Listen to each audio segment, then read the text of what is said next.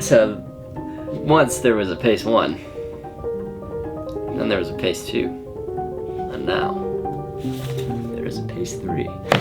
That's all I got for you. That's good.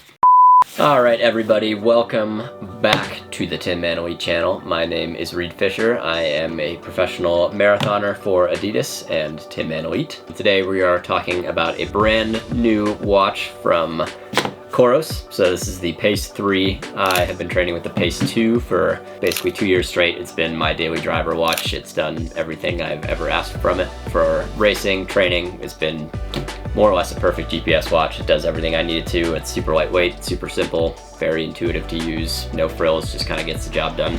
So COROS is now coming out with the Pace 3, which launched today, actually, August 29th. Basically what COROS has done has been minor tweaks in a big way for what was already a pretty perfect watch. So I've been wearing the Pace 3. I've had it for a handful of days now, so I've been training with it, did a workout with it this morning, so I've kind of put it through its paces, if you will. Thank you. Hold your applause till the end. COROS basically took what was great about the Pace 2 and then just made it a little bit better in basically every aspect. So if you've been wearing a Pace 2, you know that the battery life is insane. If you have not been wearing a Pace 2, I'm sorry that your battery life is probably not insane.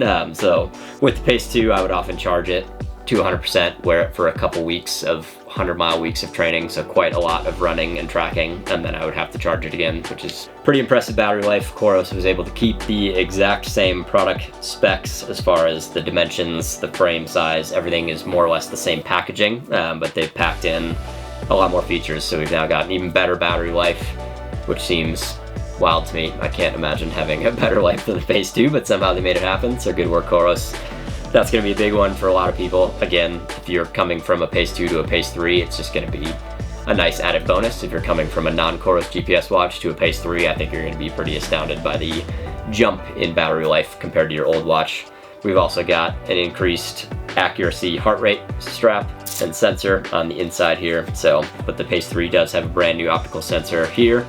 That's going to be a lot more accurate than the Pace 2's optical sensor, but also bridges the gap a little bit between that arm strap that they just came out with. So if you're someone who doesn't like the feeling of wearing an extra strap on your chest or on your arm, it's a great fit. It's going to be a lot more stable with the heart rate data than previous GPS watches. It's something I've already seen just on my past few runs. You can just tell the heart rate data is not only more accurate, but it's also less volatile. It doesn't jump around quite as much, so that's been a nice plus.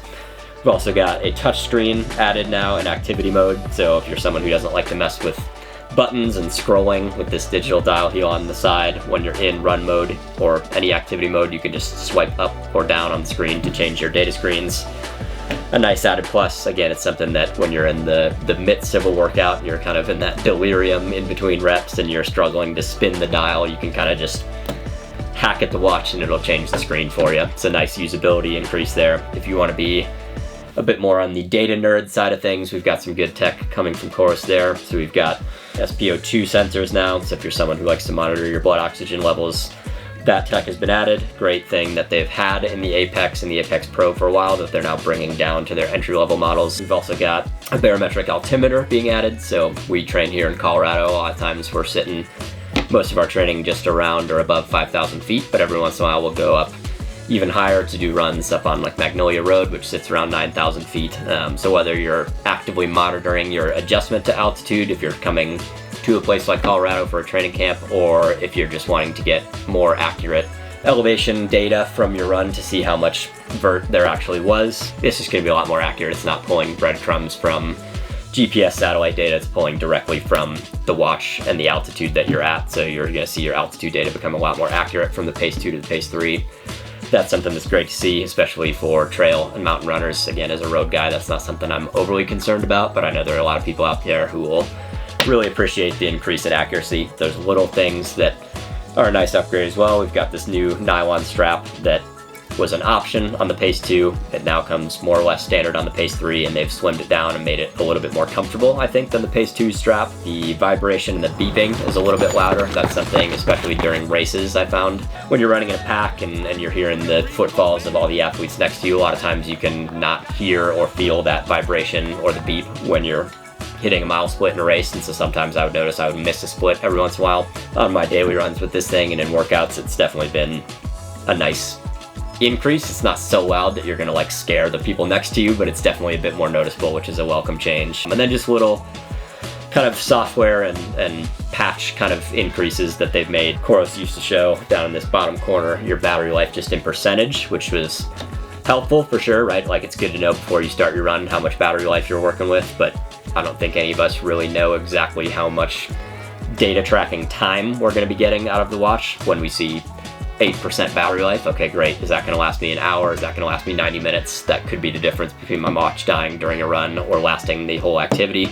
COROS did a great job with this software update that comes standard on the Pace 3. It now shows your battery time remaining. So instead of having to sit here and play the guessing game of whether or not my watch is gonna survive for my run, I just know I've got plenty for my activity. The charging is the same, so if you've had a Pace 2 or any other COROS watch, your charging cable is gonna be the same. Don't need to go out and buy a bunch of new cables for it, which is always nice to see companies kind of future-proofing their product. I know as a smartphone user, it's always like, oh, this cable's from this company, and it's hard to keep track of it all, but COROS has done a nice job of just streamlining it, that all their cables and charging and accessories work across the entire platform.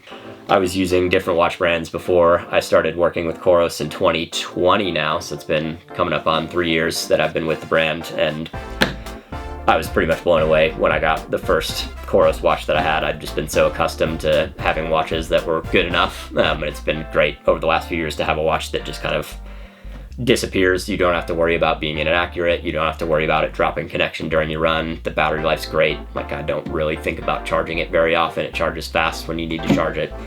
All in all, the Pace 3 to me and the Pace 2 previously has just been a watch that takes care of everything I need it to do without a lot of stress or frills, or, you know, it's lightweight, it's fast, everything I need it to do, it handles it all really well. So if you're a track runner, if you're a road runner, if you're doing some less involved trail mountain stuff, the Pace is going to be a great entry point into GPS watches for you, or a nice upgrade if you're coming from a different watch. So give me a shout if you have questions. I'm happy to answer them. Drop a comment below. If I do not know the answer, I know the people who can give you an answer. So yep, Pace 3 officially out now. You can go pick one up. We'll drop a link to the shop on COROS in the description below, or you can head straight to coros.com. Give it a shot. Let us know what you think, and thanks for watching.